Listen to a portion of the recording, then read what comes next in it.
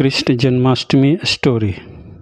भाद्रपद कृष्ण अष्टमी को श्री कृष्ण जन्माष्टमी कहते हैं, क्योंकि यह दिन भगवान श्री कृष्ण का जन्म दिवस माना जाता है। इसी तिथि की घनघोर अंधेरी आधी रात को रोहिणी नक्षत्र में मथुरा के कारागार में वासुदेव की पत्नी देवकी के गर्भ से भगवान श्री कृष्ण ने जन्म लिया था। यह तिथि उसी शुभ घड़ी की याद दिलाती है और सारे देश में बड़ी धूमधाम से मनाई जाती है। जन्माष्टमी के दिन भगवान श्री कृष्ण की जन्म संबंधी कथा भी सुनाते हैं, जो इस प्रकार है। द्वापर युग में भोजवंशी राजा उग्रसेन मथुरा में राज्य करते थे। उसके आतताई पुत्र कंस ने उसे गद्दी से उतार दिया और स्वयं मथुरा का राजा बन बैठा।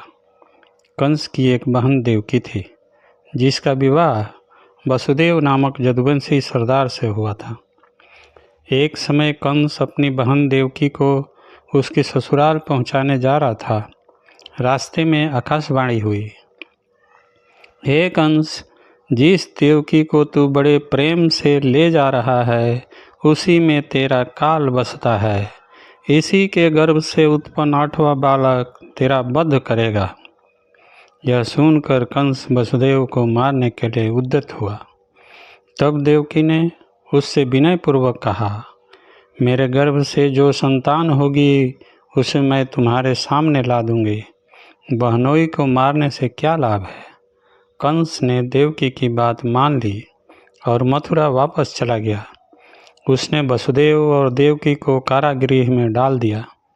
वसुदेव देवकी के एक एक करके 7 बच्चे हुए और 7 को जन्म लेते ही कंस ने मार डाला। अब 8वां बच्चा होने वाला था। कारागार में उन पर कड़े पहरे बैठा दिए गए। उसी समय नंद की पत्नी जसोदा को भी बच्चा होने वाला था।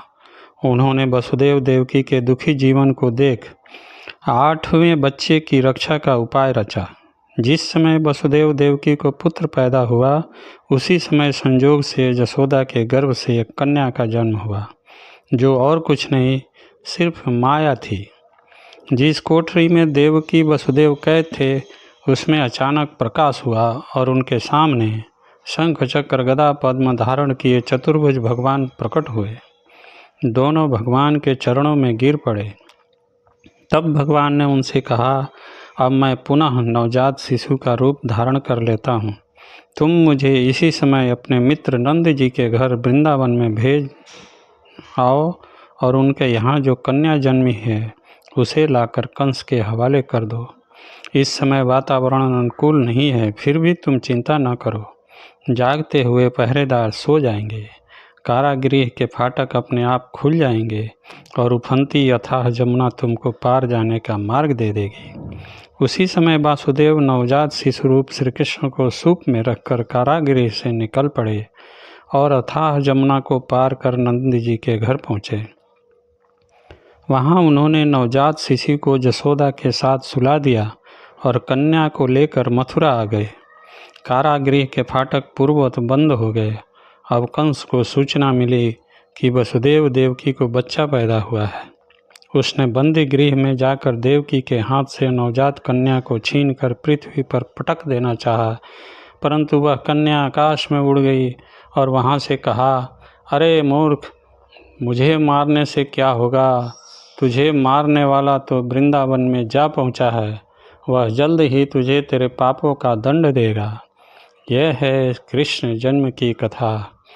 प्रेम से बोलिए श्री कृष्ण भगवान की जय।